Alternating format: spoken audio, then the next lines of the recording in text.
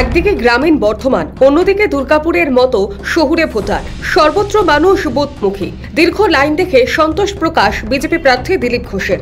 তার দাবি, একটি দুটি জায়গায় বিরোধী দলের এজেন্টদের বসতে বাধা দেওয়া হলেও মোটের ওপর মানুষ নির্বিঘ্নে ভোট দিচ্ছে। বিজেপি প্রার্থী দিলীপ ঘোষকে ঘেরাও করে কোথাও বিক্ষোভ, তো আবার কোথাও মন্তেশ্বরের রাজপথে বাংলার রাজনীতি বিরল ছবি তৈরি করলেন বিজেপি প্রার্থী দিলীপ ঘোষ ও তৃণমূল প্রার্থী কীর্তি আজাদ।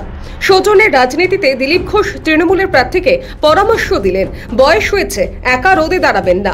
দীর্ঘকায় কীর্তি আজাদের সামনে বুক চিতিয়ে দিলীপ ঘোষ লড়াইয়ের শঙ্খ নিদান যেন বাজালেন এদিন। তেমনি বিজেপি প্রার্থীর হাবভাব। দুজন একজন টিএমসি, একজন নির্দল, সেও টিএমসি। কোনো পার্টি এজেন্ট বসতে দেওয়া হয় না। আমরা এখানে যাইনি, বাড়ি এখানে ছিল। আমি এসে আমাদের এজেন্টকে ভেতরে বসিয়ে দিয়ে গেলাম। বললাম এর সিকিউরিটির দায়িত্ব আপনাদের।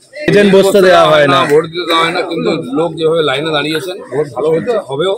আমরা চাই লোক ভোট দিক, কাকে ভোট দেবে তাদের অধিকার আছে। আর সব পার্টির যেমন পোলিং এজেন্ট বসে, সেগুলো এখানে বর্ধমানে হতো না। 5 বছর, 6 বছর, 7 বছর একজন ভোট দিতে পারেননি, তারা কান্নাকাটি করেছেন আমার কাছে।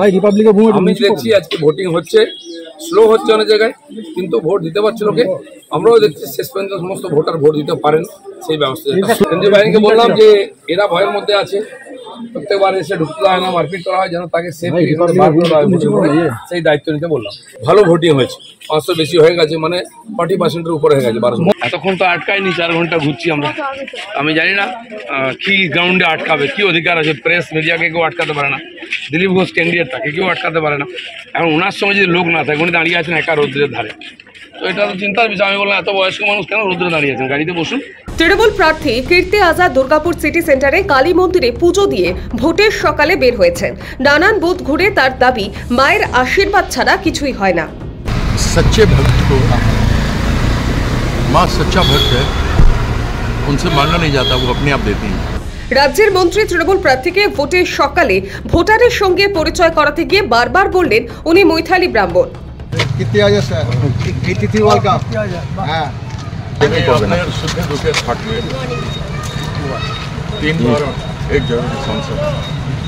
আমি জানি মৈথিলি ব্রাহ্মণ।